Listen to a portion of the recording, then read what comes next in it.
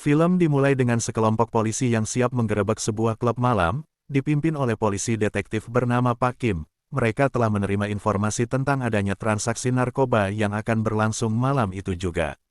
Sementara di dalam klub malam, ada seorang wanita penari latar bernama Yo Jung. Ia sedang menggoda salah satu pria. Pria itu dengan mudah terbuai oleh rayuan Yo Jung. Tanpa ragu-ragu, Yo Jung langsung menyetrum tubuh pria itu dan segera mengambil narkoba yang ia bawa untuk dikonsumsi pribadi. Di sisi lain, polisi sudah mulai melakukan penggerebekan. Sayangnya mereka terlambat, barang bukti berupa narkoba yang mereka cari, ternyata sudah hilang karena dicuri oleh Yo Jung. Dia pun berhasil melarikan diri dan misi ini pun dinyatakan gagal oleh pihak kepolisian. Kita beralih pada seorang pria misterius bernama Tae-sik. Dia memiliki usaha bisnis pegadaian kecil-kecilan di apartemennya. Tae-sik juga cukup dekat dengan seorang gadis kecil bernama Somi, yang merupakan anak dari Yo Jung, yaitu wanita penghibur di klub malam. Saat itu, Somi menyambut kedatangan Tae-sik dan dia ingin menggadaikan handset kesayangannya. Pada saat itu, Somi melihat Tae-sik membawa sosis yang baru saja dia beli dan dia pun mengungkapkan keinginannya untuk makan bersama. Tae-sik pun menyetujui permintaan gadis itu. Saat mereka makan bersama, tiba-tiba saja Somi dipanggil oleh ibunya. Somi yang mendengar teriakan itu, langsung bersembunyi karena dia takut dimarahi. Sementara Somi bersembunyi, Tae-sim berbohong kepada Yo Jung dan berkata, jika Somi tidak ada di apartemennya, Yo Jung pun mempercayainya dan sebelum pergi, dia menggadaikan kamera yang ia taruh di dalam sebuah tas. Di tempat lain, ada seorang ketua gangster bernama Mansuk yang sedang dimarahi oleh bosnya yang bernama Oh Hyung. Diketahui bahwa Mansuk telah menghilangkan narkoba jenis heroin yang ia bawa di klub malam kemarin. Bosnya marah besar dan menyuruh Mansuk untuk menemukan pencuri itu, karena jika tidak, dia akan mati dibunuh. Sementara itu, Yo Jung tengah menikmati narkoba hasil dari curiannya. Di sana dia bertemu dengan teman prianya yang bernama Sujo. Dia meminta bagian dari hasil penjualan narkoba, namun Yo Jung menolak, karena pria itu meminta jatah 70% dari hasil penjualan. Sementara Yo Jung menginginkan pembagian yang adil yaitu 50-50, pria itu merasa jengkel dan kemudian memutuskan untuk pergi. Melihat kondisi ibunya yang seperti itu, Somi hanya bisa terdiam dan tak bisa berbuat apa-apa. Inilah alasannya mengapa Somi sering mengunjungi Tae-sik, karena hanya Tae-siklah yang bisa mengerti perasaannya. Keesokan harinya, Tae-sik pergi ke suatu tempat dan menatap sebuah foto wanita dengan perasaan sedih. Setelah meninggalkan tempat itu, ia kebetulan bertemu dengan Somi yang sedang menghadapi masalah. Somi dituduh mencuri salah satu tas milik temannya. Petugas keamanan datang dan meminta Somi untuk menghubungi orang tuanya. Somi yang melihat ada Tae-sik yang kebetulan lewat, lalu menunjuknya. Ia berharap Tae-sik datang untuk membantu. Namun Tae-sik malah menghindar dan tidak ingin terlibat dalam masalah itu. Tentu saja hal ini membuat Somi sangat kecewa. Di sisi lain, ada seorang pria bernama Jong-suk. Dia merupakan adik dari Mansuk, di mana mereka berdua adalah gangster kakak beradik yang melakukan berbagai bisnis ilegal, seperti bisnis narkoba dan juga organ dalam manusia. Mereka terkenal dalam sebutan duo bersaudara yang sudah memiliki banyak anak buah. Bahkan mereka sangat disegani oleh kalangan mafia di kota itu. Pada saat itu, Mansuk menelepon Jong-suk, yang mengatakan jika keberadaan Yo Jung sudah ditemukan dan akan segera ke sana. Sementara itu, Somi dan Tae-sik bertemu di sebuah warung kakek. Tae-sik sangat menyesal tentang kejadian tadi siang. Ditambah lagi, Somi bercerita, jika kini dirinya sudah tidak memiliki siapa-siapa lagi, karena satu-satunya orang yang dianggap sebagai teman, malah membuatnya kecewa. Setelah itu Somi pergi dengan perasaan sedih. Ketika Somi pulang, dia terkejut, karena ada orang-orang yang sudah masuk ke rumahnya dan menyandra ibunya. Ternyata itu adalah ulah dari Jong-suk. Tujuan dia datang ke sana adalah untuk mencari di mana narkoba hasil curian ibunya itu disembunyikan. Yo Jung yang sudah kesakitan, akhirnya mengatakan jika narkoba itu ia sembunyikan di tempat tas kamera yang ia gadaikan di tempat Tae-sik.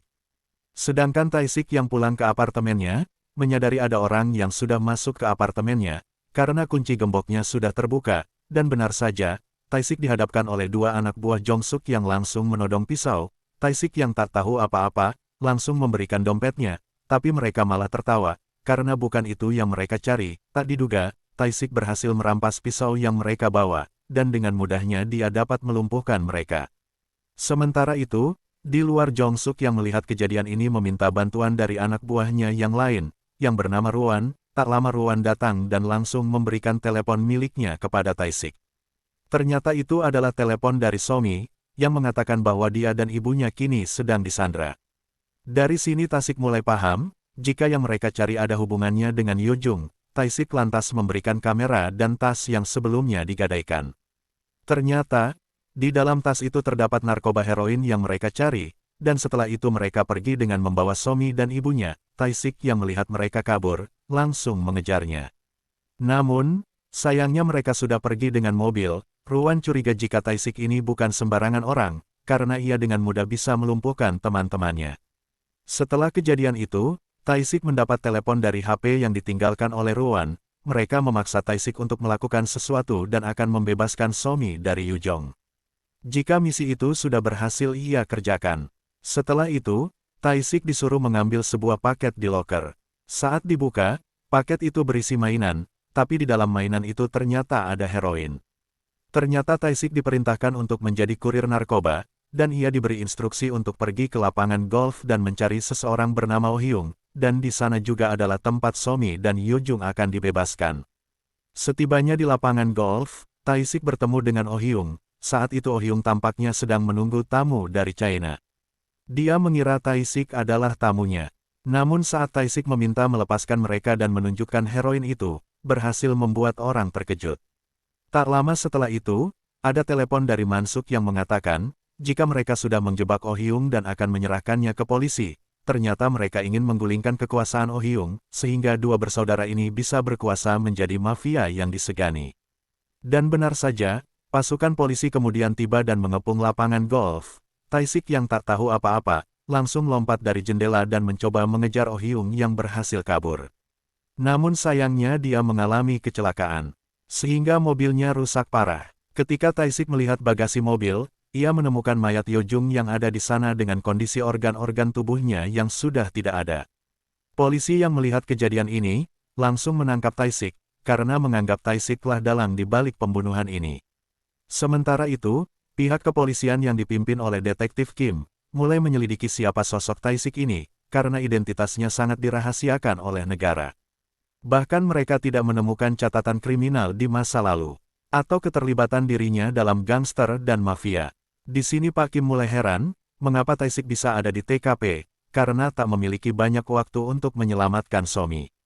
Tae-sik kemudian kabur dari kantor polisi dan melumpuhkan semua polisi yang ada di sana. Di tempat lain, Somi diserahkan kepada seorang nenek yang kerjaannya melakukan transaksi jual beli anak. Nenek itu mengajak Somi untuk bertemu dengan ibunya. Meski awalnya ragu, akhirnya Somi mau mengikuti nenek itu, namun alih-alih bertemu ibunya, Somi malah dikunci di sebuah ruangan bersama dengan anak-anak lainnya.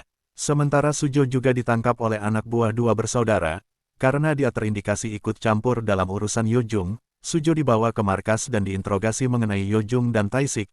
Mereka curiga jika Sujo masih satu kelompok dengan Tae-sik, namun Sujo membantah tuduhan itu dan mengatakan jika dia tak mengenali Tae-sik, karena tak mendapatkan jawaban yang mereka inginkan. Akhirnya Sujo pun dibunuh begitu saja. Di sisi lain, Pak Kim masih mencari identitas Tae-sik dengan meminta bantuan dari negara, dengan harapan, pihak negara bisa membantu membuka kunci identitas Tae-sik. Kini identitas Tae-sik mulai terungkap. Ternyata dia adalah salah satu anggota dari pasukan elit militer, dengan banyak bintang penghargaan selama 10 tahun, dia telah bekerja di berbagai misi pemusnahan dan penyerbuan yang paling rahasia, baik dari dalam maupun luar negeri. Dia juga berperan sebagai pelatih militer pasukan itu, sementara Tae-sik yang berhasil kabur, masih mencari keberadaan Somi. Dia mendatangi sebuah klub malam, dan menemukan anak buah dua bersaudara ada di sana. Tanpa basa-basi, ia mengancam dan akan membunuhnya jika tidak memberikan informasi mengenai keberadaan Somi. Tak lama Ruan datang dan langsung menembaki Tae-sik, dan terjadilah pertarungan yang sangat sengit antara Ruan dan Tae-sik. Akan tetapi Ruan yang membawa senjata, dengan mudah menebak Tae-sik tepat mengenai perutnya. Ketika mereka ingin melanjutkan pertarungan, tiba-tiba saja polisi datang dan membuat mereka semua kabur. Tae-sik pun mencoba mengejar mereka. Namun tiba-tiba Tae-sik mendapatkan telepon dari Mansuk, yang memberitahu jika Somi akan dioperasi dan organ dalamnya akan dijual. Hal ini tentu membuat Tae-sik semakin emosi dan akan membunuh mereka semua. Sementara Pak Kim lagi-lagi kehilangan jejak Tae-sik, ketika di markas kepolisian, seorang anggota dari Badan Intelijen Negara datang, dan menyarankan agar Pak Kim menghentikan penyelidikan mereka terkait Tae-sik, namun Pak Kim tetap tegas menolak. Dia menegaskan, bahwa dia lebih memilih kehilangan jabatannya daripada mengabaikan tugasnya. Akhirnya salah satu badan intelijen negara itu lantas membuka rahasia dari masa lalu Tae-sik.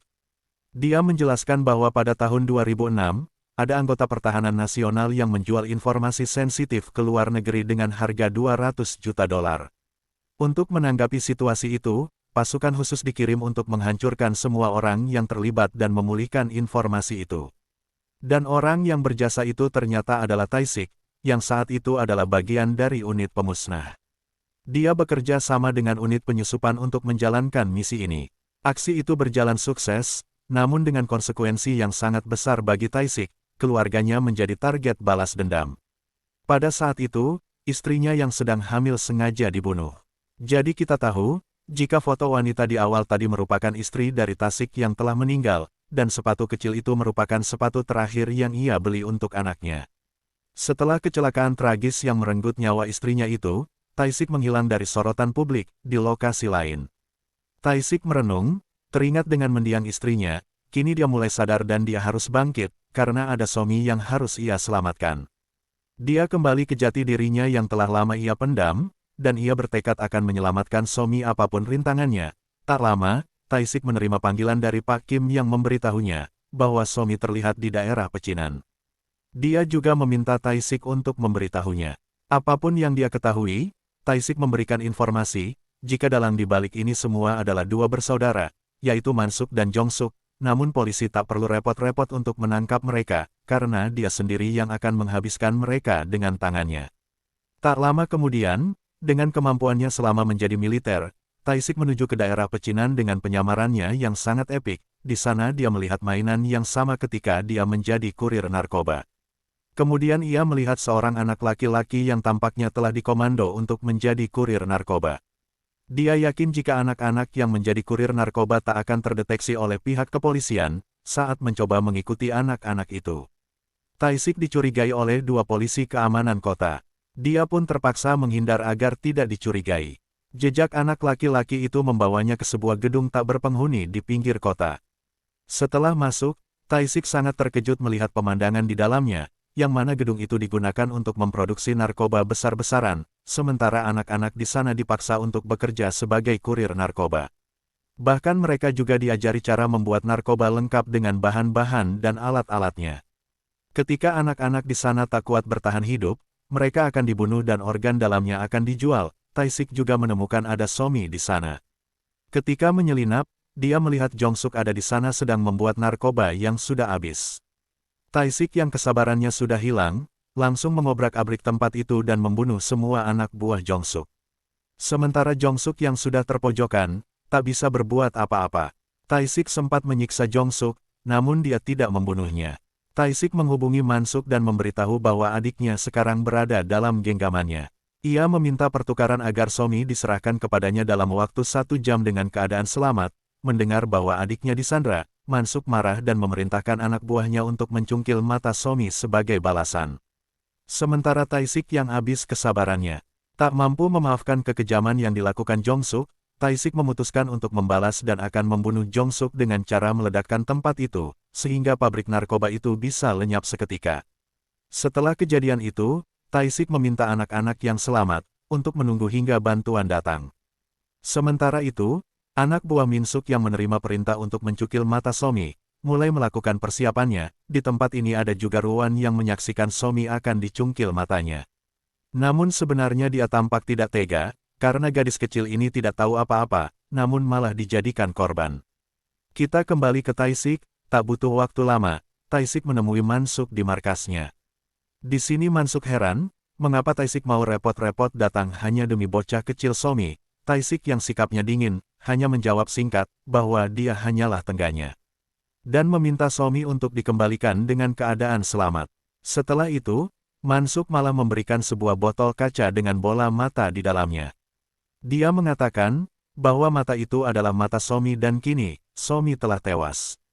Kabar itu memicu kemarahan Taisik yang langsung menghabisi semua orang satu persatu tanpa ampun. Sementara itu, Mansuk memutuskan untuk kabur, sampai akhirnya Taisik kembali berhadapan dengan Ruan. Namun Taisik yang sudah dipenuhi amarah, dengan mudah menusuk Ruan tepat di jantungnya hingga tewas. Setelah itu, Taisik memburu Mansuk yang sudah kabur. Mansuk hampir berhasil lolos dari kejarannya, namun ia dapat dihentikan oleh Taisik yang menembak ban mobilnya sehingga mobil Mansuk nabrak dan terhenti. Saat itulah Taisik mencoba untuk menghabisinya. Tapi mobil itu ternyata anti peluru. Di sini Mansuk untuk mencoba menelepon polisi. Ia berharap polisi akan datang dan menyelamatkan nyawanya. Namun keinginan membunuh Taisik sudah berada di puncak. Taisik mengarahkan tembakannya ke titik tertentu di kaca mobil, sehingga membuat peluru bisa menembus kaca yang akhirnya Mansuk dapat terbunuh. Setelah itu, Taisik merasa hidupnya kini tidak berguna lagi, karena dia gagal untuk menyelamatkan nyawa seseorang. Kini dia ingin mengakhiri hidupnya dengan bunuh diri dan menembakkan dirinya menggunakan pistol yang ia bawa. Namun tiba-tiba saja dia mendengar suara langkah kecil yang menghampirinya.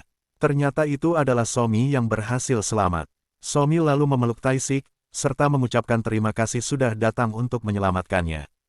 Polisi akhirnya tiba di TKP, seluruh kelompok narkoba sudah tewas, termasuk anak buah Mansuk yang memiliki tugas untuk mencukil mata Somi. Anak buah yang ditugaskan itu ternyata sudah tewas dengan kondisi bola matanya yang sudah tercongkel.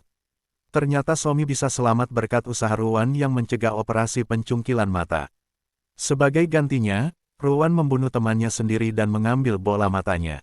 Sebelum Taisik dibawa polisi, dia meminta para polisi untuk mengantarkannya ke suatu tempat. Ternyata tujuan Taisik adalah ingin mengunjungi warung kakek bersama Somi. Di sana Taisik membelikan peralatan sekolah untuk Somi. Taisik kemudian meminta maaf kepada Somi, karena tidak mampu saat dia membutuhkan. Sebelum berpisah, Taisik pun memeluk erat Somi dan mengucapkan selamat tinggal. Dan film pun tamat.